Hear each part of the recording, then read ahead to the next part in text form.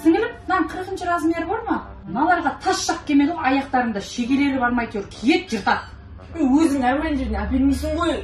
Әкеп тұрмыз ғой, люкс шузге, нормально жерге әкеп тұрмыз ғой, алсай таңдасай енді.